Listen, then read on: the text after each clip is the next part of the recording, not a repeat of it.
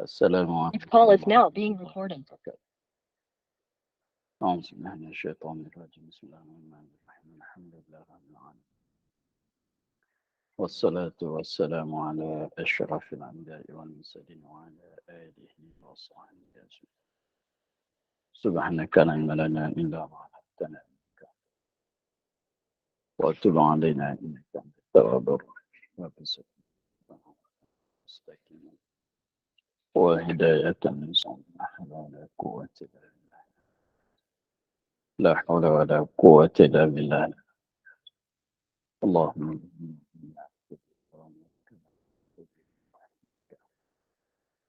وانصر أنت الإمام النبيين واخرجنا من الظلمات الوحيد وافتح علينا أبواب رحمتك وعلينا أسرار حكمتك يا رب. اشرح لنا صدرنا ويسرنا لا تنسى لنا. قال الشيخ من سنة لا نفعنا في الدارين. Kita mulai kitab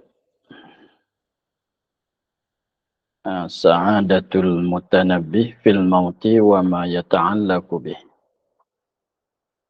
Kita mulai di sini ya. Pada tempat ada tulisan Bismillah.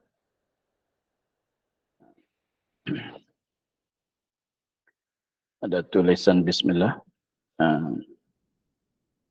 Selepas pada Bismillah tu ada Alhamdulillahil Hayyil Ladzi la yamutu wa la yazulu mulkuhu wa la yafutu. Kita mulai kat situ.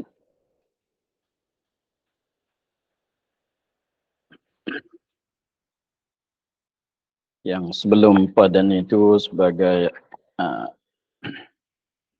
kataan daripada pihak ciptakan kitab saja. Kitab kita mulai pada Bismillah.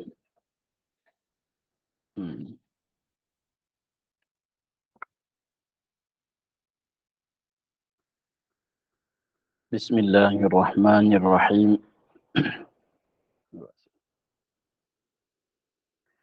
Alhamdulillahil hayyil ladzi la yamutu wa la yazulu mulkuhu wa la yafutu.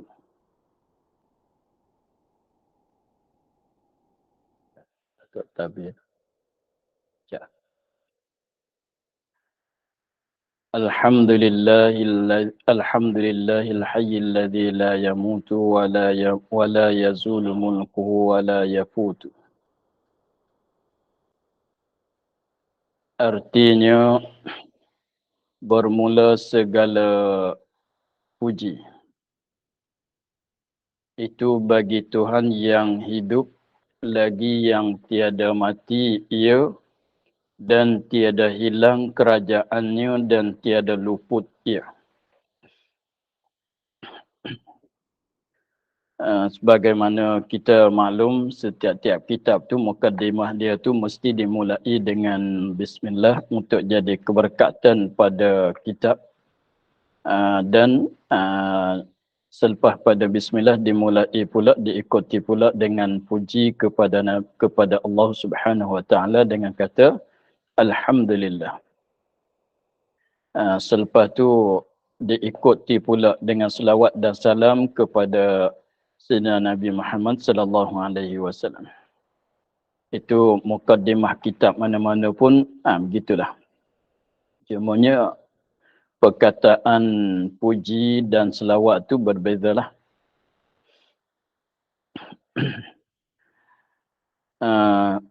Terjemahan daripada Alhamdulillahil hayyil ladzi la yamutu wa la yamutu mulku wa la yazulu mulkuhu wa la yafut.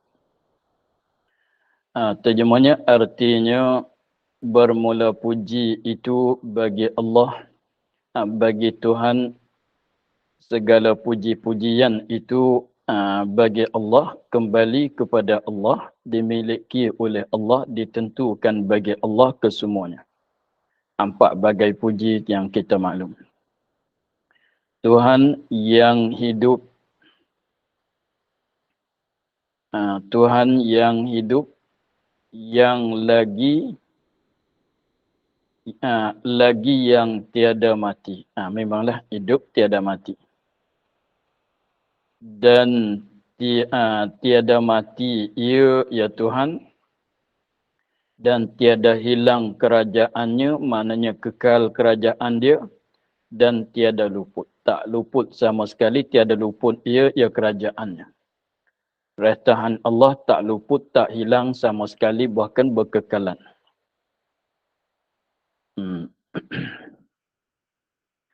Wassalatu wassalamu ala sayyidina Muhammadin sayyidi alamil mulki wal malakut wa ala alihi wa sahbihi al-mutahallina bi ahasinil akhlaqi wa azairin nu'ud.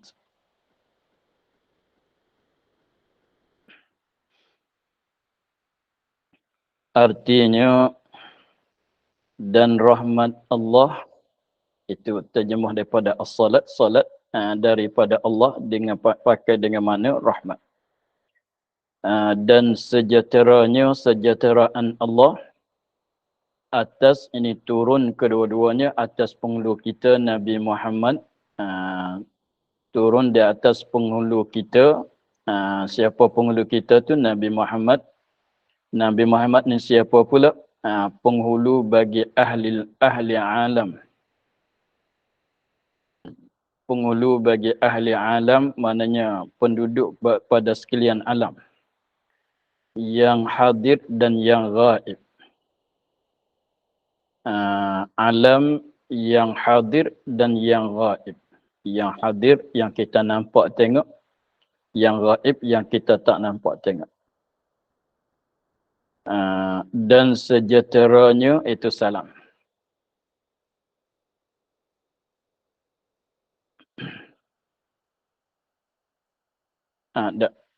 Dan atas segala keluarganya, keluarga Nabi Sayyidin penghulu kita, dan segala taulannya, ini sahabatnya.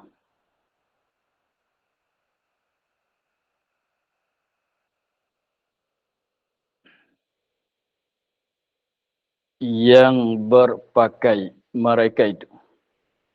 Yang berpakai mereka itu mana terjemah daripada al-mutahallina, berpakai, berhias. Yang berpakai mereka itu, yang berhias mereka itu dengan segala keelokan perangai. Ini yang berpakai mereka itu dengan segala keelokan perangai, dengan segala perangai yang elok.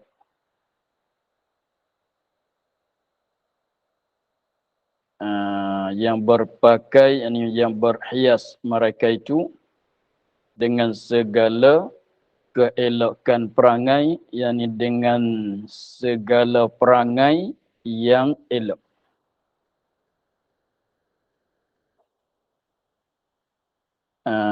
Dengan segala keelokan perangai, yakni dengan segala perangai yang elok.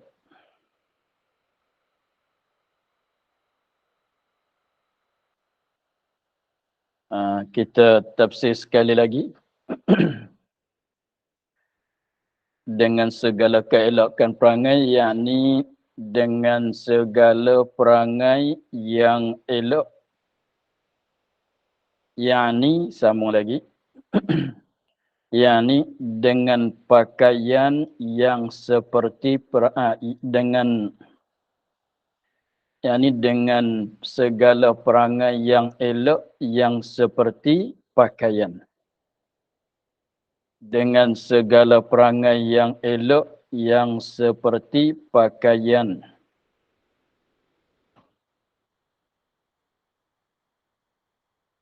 Yang seperti pakaian, yang seperti perhiasan.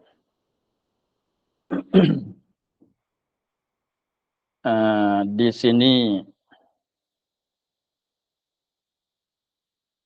sini dia ada majaz yang katanya yang berpakai mereka itu, yang berhias mereka itu dengan segala keelokan perangai, dengan perangai yang elok. Jadi kita maklum kalau nak pakai itu pakai jenis pakaian. Pakai dengan pakaian, bukan pakai dengan perangai.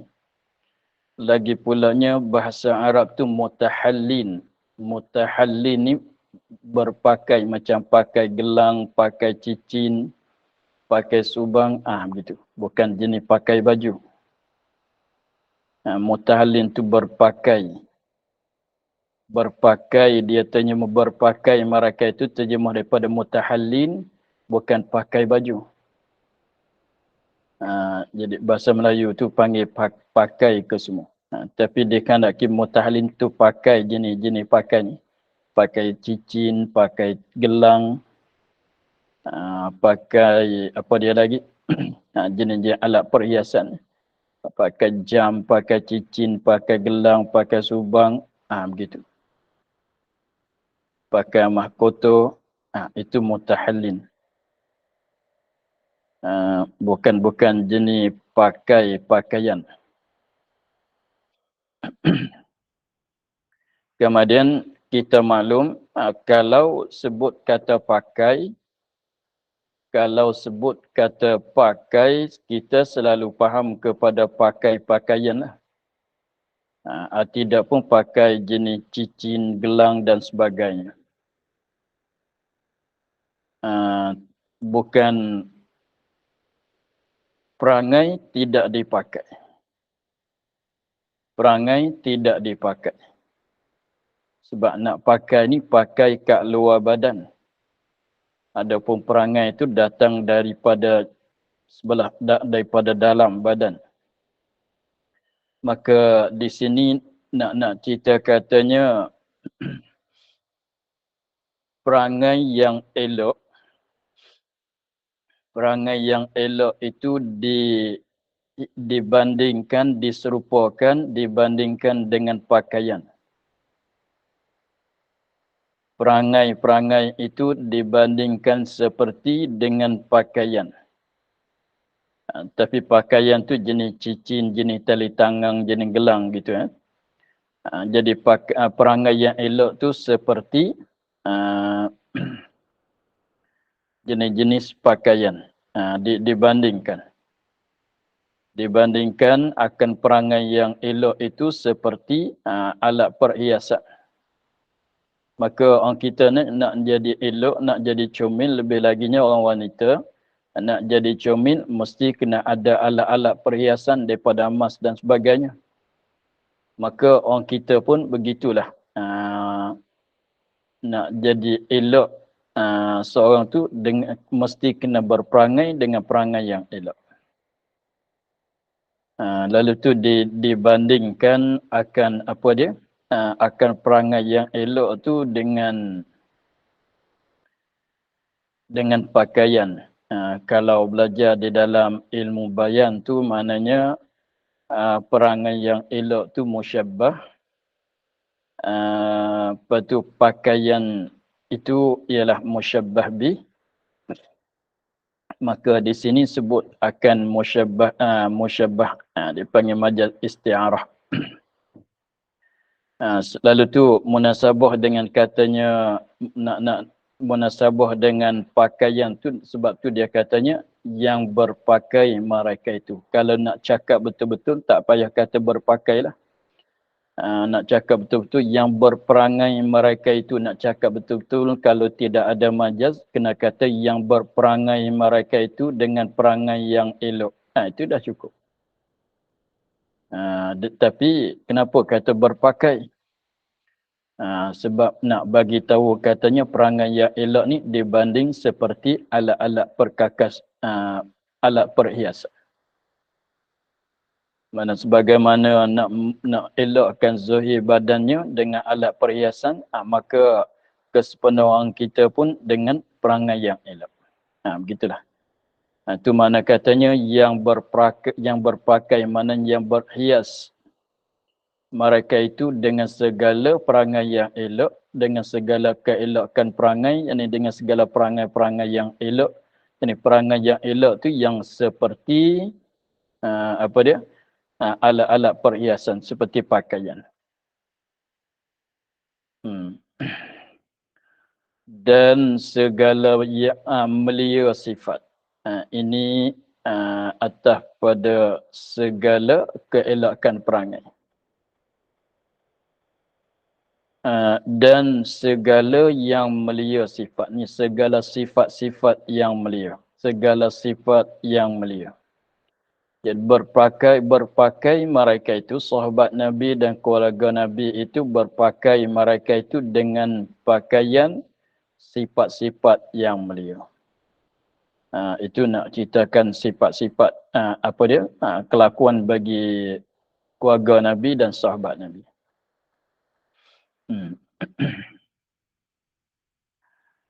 Wa ba'du fa hadhihi risalatun latifatun saghiratun jiddan fil mauti wa ma yata'allaqu bih. Sa'alani fiha ba'du man la tahunu alayya mukhalafatuhu wa tuhsinu muwafaqatuh.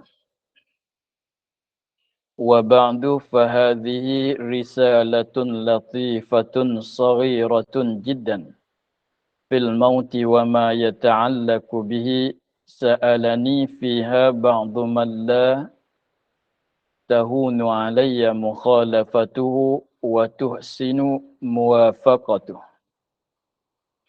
Kemudian dari itu, jadi selepas tu, kemudian dari itu, bahasa kita mana lepas tu? Lepas mana? Lepas pada bismillah, lepas pada alhamdulillah, lepas pada selawat dan salam, apa nak kata pula? Habis tu, begitulah. Maka ini satu risalah,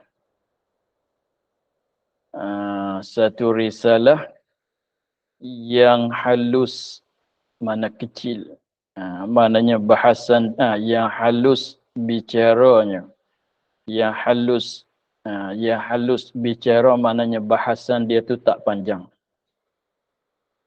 Yang halus bicaranya maknanya bahasan dia tu tak panjang. Mana dia asalnya kitab. Kalau kitab tu kecil, bahasan dia pendek tu dipanggil dengan kata risalah. Satu risalah yang halus bicaranya, maknanya bahasan dia tu pendek, lagi amat kecil, memang yang bersangat, yang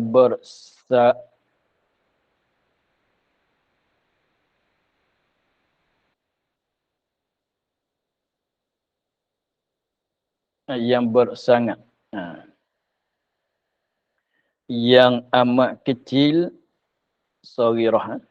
Latifah tu mana yang halus bicaranya, lagi amat kecil itu saghirah. Amat kecil bersangatan, mana kecil sangat. Yang amat kecil bersangatan, itu terjemah daripada jiddan. Risalah ni pada percaraan mati. Bahasan dia tu bahasan mati. Tajuk dianya tajuk mati. Dengan sebab risalah ni bahasan dia tu mati, sebab tu kalau kita perhati pada puji yang tadi, alhamdulillahil hayyil ladzi la yamutu wa la yazulu mulkuhu wa la yafutu.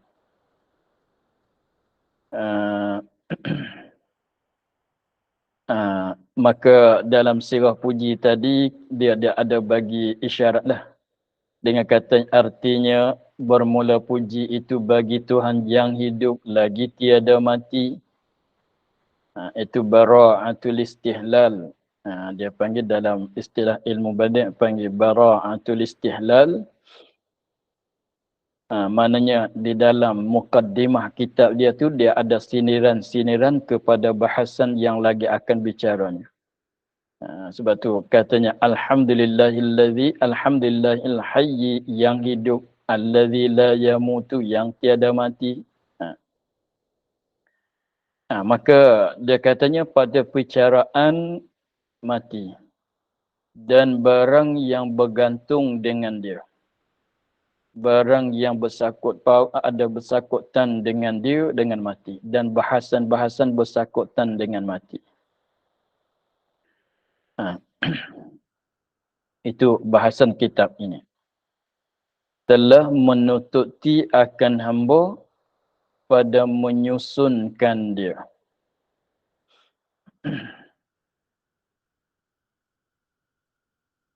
Telah menututi. Menututi itu minta. Telah ada buat tutup tanah adalah permintaan lah. Telah menututi akan hamba. Ini sebab-sebab nak jadi karangan kitab ini. Latar belakang sebab-sebab bagi nak jadi karangan kitab ini, dia katanya telah menututi akan hamba pada menyusunkan dia. Pada menyusunkan dia kan ini risalah. Menyusun maknanya sebut satu, kemudian satu, kemudian pada satu itu susun. Telah menututi akan hamba pada menyusunkan dia akan risalah oleh fa'il bagi menuntut, oleh setengah daripada mereka yang tiada mudah atas hamba, yang tak senang di atas hamba menyalahi tututan, menyalahi permintaan mereka. Jadi orang ni kalau permintaan dia tu jadi tak senang lah, dia susah hatilah kalau nak tolak permintaan dia. Dan elak oleh muafakat, mana setuju muafakat dengan permintaannya. Muafakat maknanya muafakat dengan permintaannya.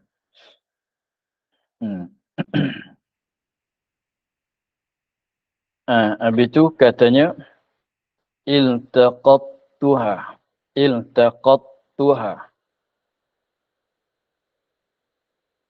Ta tu tasydid.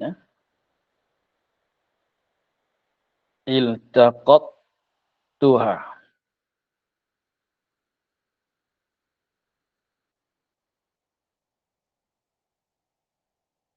Baca iltaqattuha.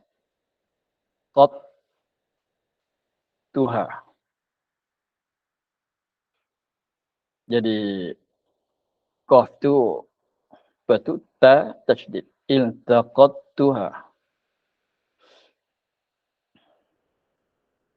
Iltaqattuha minal ahaditsil lati rawahal ulama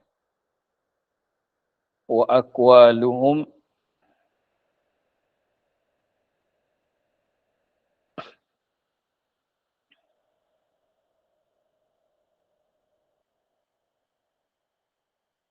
wa minal hikamil lati istakhrajahal hukama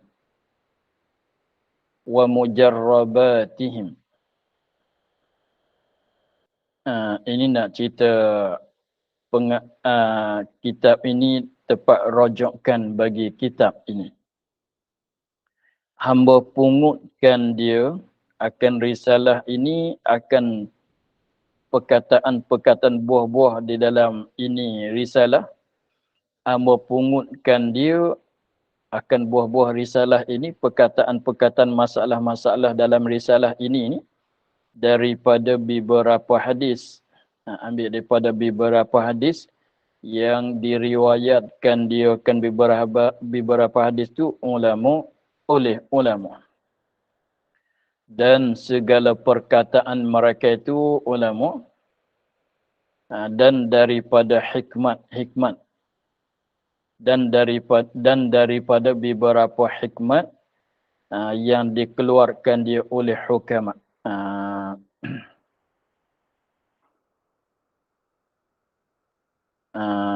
Dan beberapa hikmat daripada beberapa perkataan yang terkandung di dalamnya oleh pengajaran.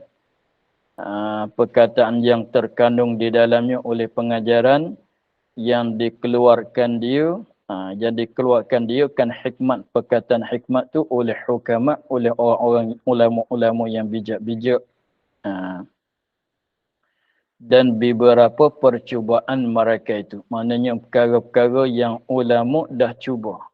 Dah cuba, berjaya, dah try. Maknanya perkara ni ulama-ulama dah cuba, dah try, dah guna. Itu makna mujarrabat. Mujarrabat tu maknanya perkara macam ubat. Nak mujarab tak mujarab, dia kena buat ubat, lepas tu dia kena cuba dulu. Lepas tu berjaya, tu panggil mujarrabat. Kalau cuba saja tak panggil mujarab lagi. Maknanya dah buat satu jenis ubatan, lepas tu dah dicubakan. Apabila cuba, jadi berjaya. Itu maknanya sudah dipercubakan.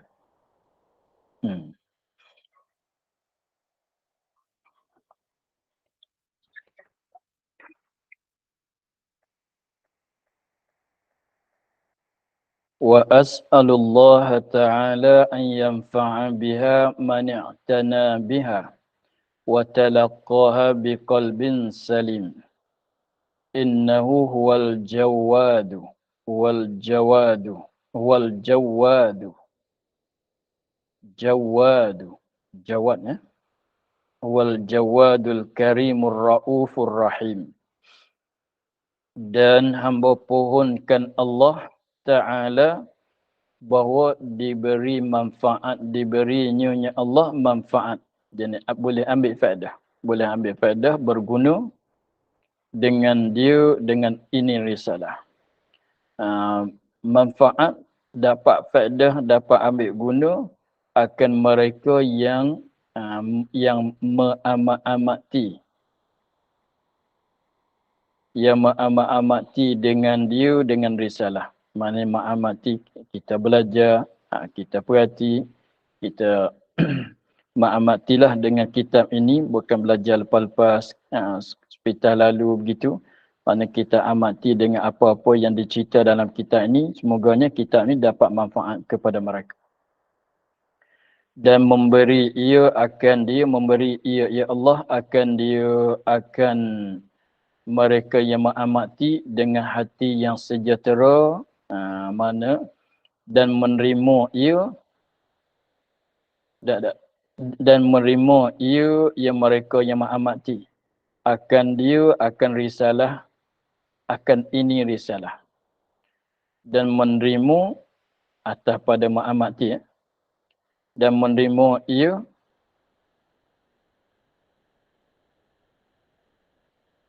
dan menerima ia yang mereka akan dia, akan ini risalah dengan hati yang sejahtera, dengan hati yang sejahtera, sejahtera daripada sifat-sifat hasad, dengki dan sebagainya. Hati yang sejahtera, hati yang selamat, yang lepas daripada hasad, dengki dan sebagainya. Habis. Jadi mudahannya, harapnya begitulah Allah Ta'ala bagi manfaat, bagi manfaat kepada orang yang mengamati dengan ini risalah, dan orang yang terimakan kitab ini dengan hati yang suci bersih. Kerana ini kembali kepada mohon tadi. Kenapa dia memohon kepada Allah? Kenapa buat permohonan itu kepada Allah? Kerana bahawasanya Allah ialah yang amat boroh, amat boroh, maknanya murah hatilah, yang amat murah, dan boroh dulu, dan amat murah, dia makna lebih kurang. Al-Jawad, Al-Karim makna lebih kurang. Boroh, murah, boroh tu maknanya amat boroh, amat murah, lawan bagi bakhil. Lagi amat lemah lemut, Ar-Ra'uf, amat lemah lemut. Lagi amat kasihani, amat lemah lembut, maknanya tak bersegera untuk nak menyeksakan hamba yang berdosa. lagi amat kasihani, berkasihan belas dengan hamba-Nya. Itu sebagai mukaddimah dia. Muqaddimatun fi sinni dzikril mauti wal isti'dadilah. Artinya ini satu mukaddimah pendahuluan pada menyatakan sunat ingat akan mati. Maknanya ingat akan mati itu adalah perkara yang disunat. Ingat kepada mati, kita tak lalai daripada mati. Kita sedar bahawasanya suatu hari kita akan jumpa dengan mati, kematian tu akan datang kepada kita. Kematian itu akan datang kepada kita semakin hari semakin dekat. Lalu satu hari semakin dekat, satu hari satu dekat. Sebab katanya kullu atin qaribun. Kullu atin qaribun. Tiap-tiap benda yang, tiap-tiap perkara yang datang itu dekat.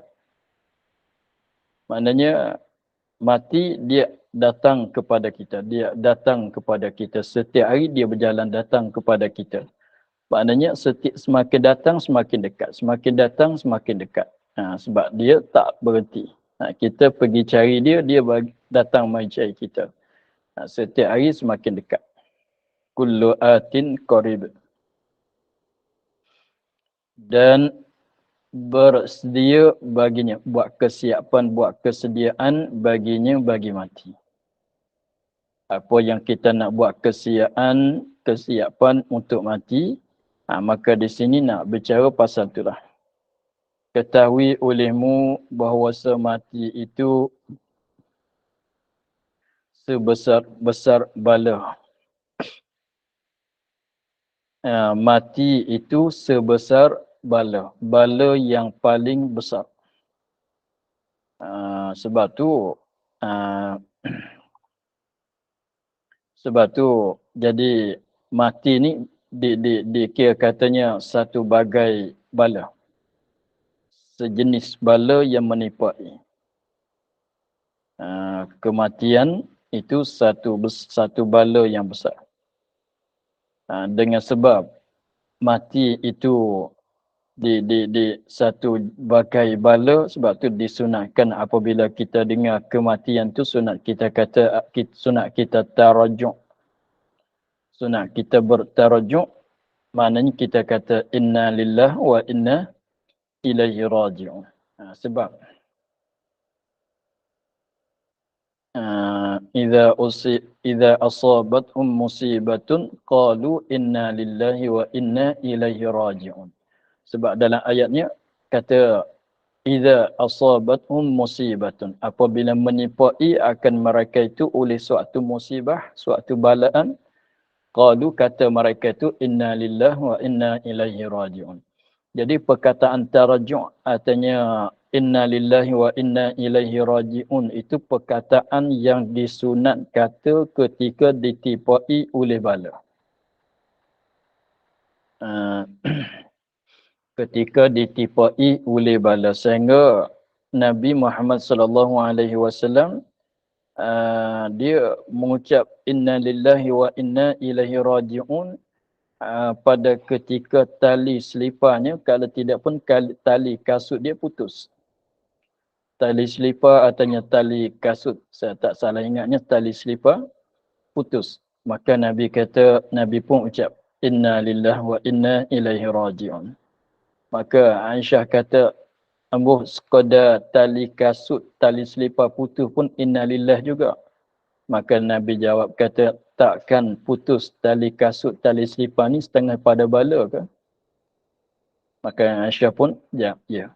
Maka setiap balaan walaupun kecil sekalipun, seperti putus tali selipar sekalipun, disunat kata innalillah wa inna ilaihi raji'un.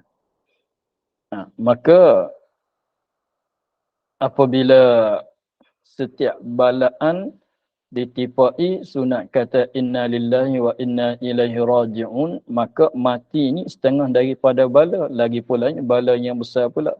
Lalu tu disunat kata inna lillahi wa inna ilaihi raji'un.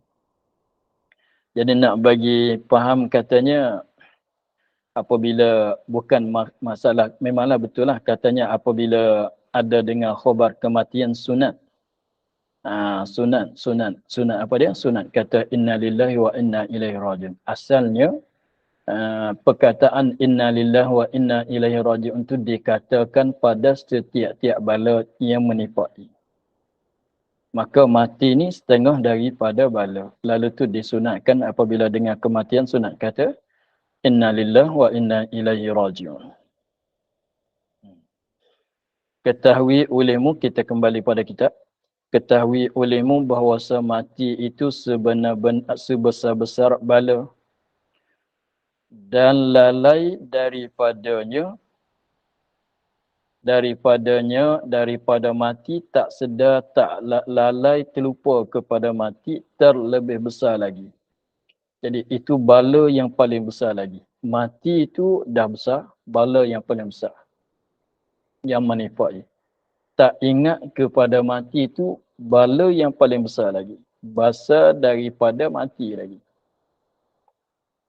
Jadi maknanya dia bukan macam bala ni, bukan kata nanti duduk susah gitu, sakit, kemalangan, tak mesti begitunya bala.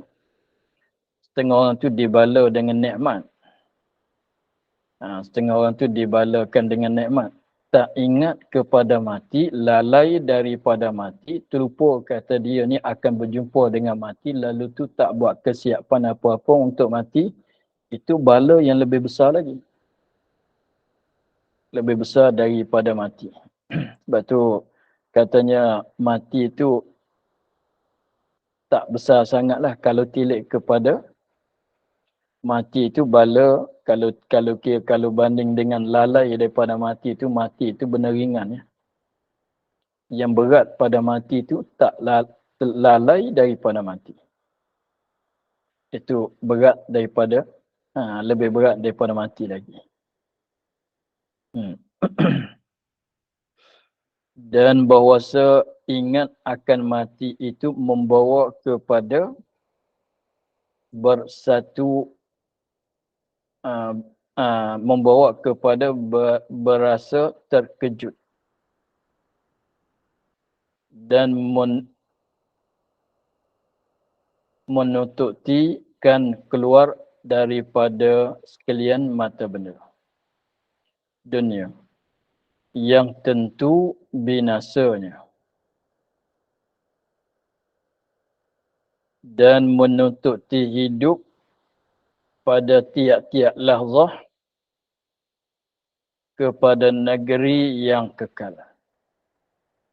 Dan bahwasanya tiada bercerai manusia itu di dalam ini kampung daripada dua kelakuan, iaitu picik dan keluasan nikmat dan bala. Maka berhajat ia kepada ingat akan mati supaya ringan daripadanya oleh setengah barang yang ada padanya daripada kepayahan, kepicikan dan lalai nikmat.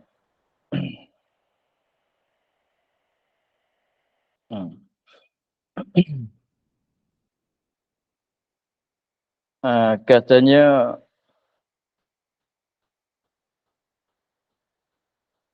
dan bahawasa ingat akan mati itu, dan bahawasa ingat akan mati itu membawa kepada berasa terkejut.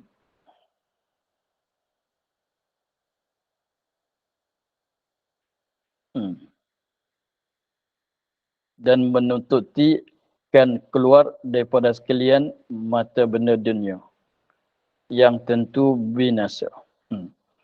Dia katanya setengah daripada hikmat, setengah daripada perkara yang kita apabila ada ingat kepada mati. Apabila ada ingat kepada mati itu maknanya sedar katanya kita suatu hari akan jumpa dengan mati. Dia katanya dan bahawa ingat akan mati itu membawa kepada berasa terkejut.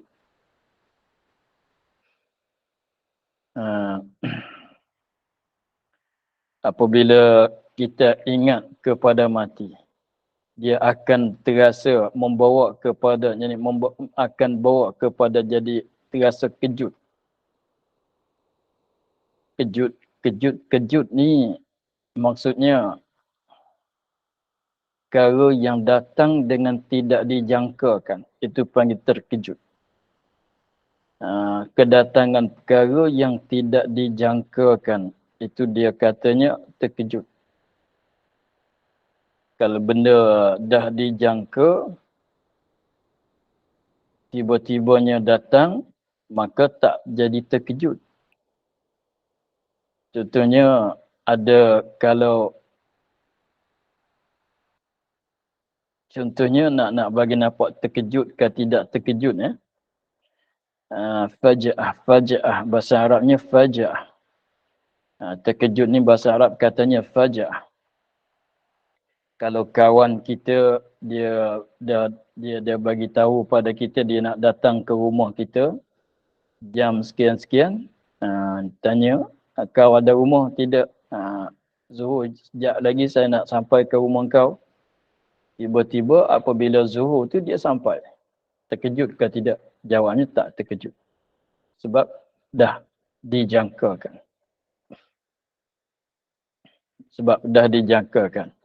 Tetapi kalau dia tak bagi tahu, tiba-tibanya sampai, tiba-tibanya dengan loceng dipecit, tekan loceng, tiba-tiba dia ada di depan rumah. Maka itu dikatakan terkejut. Sebab tak dijangka dia nak datang, tiba-tibanya dia datang. Itu panggil terkejut. Sebab itulah kalau orang sakit berat-berat tu, kalau mati tu tak panggil mati terkejut. Kalau mati duduk sihat-sihat, tidak ada apa penyakit, tiba-tibanya mati, itu panggil mati terkejut. Faja'ah. Itu maksud dengan terkejut. Bukan macam kita terkejut tu, bahasa kita tu macam kita berjalan-jalan, tiba-tibanya ular melitah di depan, terkejut, kenalin dalam hati. Itu terkejut juga, tapi bukan terkejut macam tu. Maksud terkejut di sininya ialah perkara yang datang dengan tidak dijangka, itu dikatakan terkejut. Maka di sini dia katanya bahawa ingat akan mati itu membawa kepada berasa terkejut. Apabila ingat ke mati, memanglah biasanya kita tak pernah peduli pun masalah mati. Apabila kita ingat kepada mati, cek balik dengan umur kita, tak banyak tahun dah ni. Dia akan rasa terkejut. Rasanya benda ni dekat dah sangat dengan kita. Padahalnya kalau tidaknya dijangka jauh lagi daripada kita, apabila kita ingat balik, cek balik, bilang dengan umur, dengan apa lagi, dia akan rasa terkejut. Rasanya benda ni tak berapa lama nak sampai.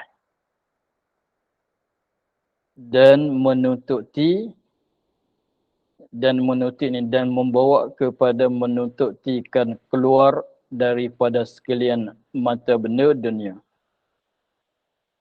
Mata benda dunia ni yang tentu binasanya. Memang harta dunia tak kekal. Harta dunia tentu binasa tak kekal. Dan tengok, harta dunia tentu tak binasa. Kalau harta yang kita sedekah, yang kita infak, yang kita guna pada jalan kebajikan, itu tak panggil mata benda dunia, itu mata benda akhirat. Kalau kira sebab mata benda tu, sebab benda tu kekal sampai akhirat. Ni mata benda yang diguna pada hidup dunia saja-saja tu memanglah binasa dan binasa, hilang dengan secara tak dapat tidak. Dia tak kekal. Mata dunia binasa, perkara akhirat tu kekal. Katanya faedah yang keduanya, satunya ingatkan mati itu membawa kepada terasa terkejut dengan kedatangan mati. Yang keduanya membawa kepada menututi keluar. Keluar tu mana nak lepas. Menututi keluar, menututi lepas daripada sekalian mata benda dunia. Mata benda mana? Mata dunia yang tentu binasa. Dia akan bawa kepada kita ni rasa tak nak penting sangatlah kepada mata benda ni, sebab kita ingat apabila kita ingat ke mati, kita akan menghadapi kepada negeri akhirat pula, maka setiap perkara yang binasa yang tak boleh bawa pergi kepada akhirat tu, jadi kita rasa tak nak sangat kepada benda tu. Tak penting sangat kepada benda itu. Maknanya nak bagi lepas pada diri, tak nak peduli sangat. Tidak mengamati sangat. Sebab kita macam nasi masalah. Kalau orang bagi nasi kepada kita 10 bungkus untuk kita seorang, kita nak ke tidak? Kalau kita nasi orang bagi pada kita 10 bungkus untuk kita makan sebelah pagi saja, nasi ni boleh makan sebelah pagi saja. Nanti tengah hari dia akan basi, punah. Maka kita rasa macam mana? Katanya, nak ke tidak nasi? Jangan bagi ke orang. Nasi 10 bungkus ni untuk kau seorang saja. Jangan bagi ke orang. Lepas tu kena makan bagi habis. Belum pada sampai waktu zuhur, tidak, nasi ni akan punah. Maka macam mana perasaan kita? Nasi ni sampai zuhur saja. Kalau nasi ni sebulan tak punah, tak rusak, tak basi, boleh jadilah kita nak ambil semuanya, 10 bungkus tadi. Sebab dia tahan lama. Tetapi 10 bungkus kita makan bungkus 2 dah kenyang.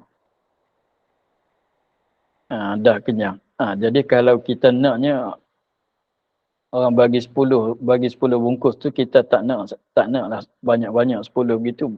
Berasa kata tak pasal ni, berat-berat bawa.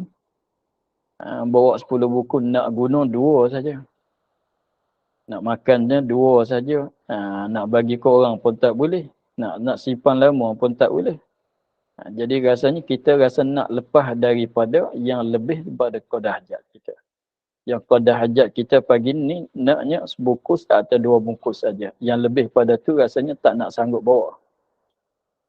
Tak pasal bawa benda banyak-banyak ni, kita tak perlu pun. Tu mana katanya menututi keluar.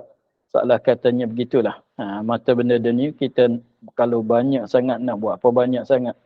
Nak mati tak boleh nak bawa datang, tak boleh bawa bersama. Ambil sekadar tak dapat tidak saja. Tu mana katanya menututi keluar, nak lepas daripada segala mata benda dunia yang tentu binasa, yang tak kekal sampai akhirat. Dia akan rasa nak buang daripada diri. Tak nak ambil, tak nak amati dengan benda itu. Itu faedah daripada mengingatkan mati. Kemudian katanya dan menututi berhadap pada tiap-tiap lahzah kepada negeri yang kekal. Ini yang kedua. Maka untuk kali yang pertama sebagai mukadimah itu kita sakat tu, insyaAllah esok kita sambung lagi. Esok kita sambung insyaAllah pada kata dan menututi berhadap pada tiap-tiap lahzah kepada negeri yang kekal. Wallahu a'lam. Alhamdulillah. أعوذ بالله من الشيطان الرجيم. بسم الله الرحمن الرحيم. الحمد لله والصلاة والسلام على أشرف الأنبياء والمرسلين وعلى آله وصحبه أجمعين. اللهم افتح علينا فتوح العارفين ونور قلوبنا من ذكر الكريم واجعل عملنا خالصة لوجهك الكريم. اللهم إنا نستدعوك ما قرأنا وما حفظنا وما سمعنا ردد علينا وافتح تهدنا. سبحان ربك رب العزة عما يصفون والسلام على المرسلين والحمد لله. InsyaAllah pengumuman 10 minit lagi ada kelas hadis Usfuriyah dalam pukul 9.45 nanti insyaAllah. Kemudian Ustaz Zafran pesan siapa ada yang nak kitab untuk hari Isnin ni, ada pencetak nak cetak kitab apa ni Sa'adatul Mutanabi ni. Jadi kalau sahabat nak pesan boleh hubungi Ustaz Zafran lah, sebab Ustaz Zafran akan dapatkan pada hari Isnin ni. Kalau nak yang apa ni, yang PDF pun ada, yang saya dah hantar dah insya-Allah. Yang belum ada tu bolehlah PM saya kalau tak dapat. Sekadar tu insya-Allah. Lepas ni kita jumpa lagi lah 10 minit lagi. Terima kasih bang. Ya, sama-sama. Assalamualaikum warahmatullahi wabarakatuh. Waalaikumsalam. Terima kasih.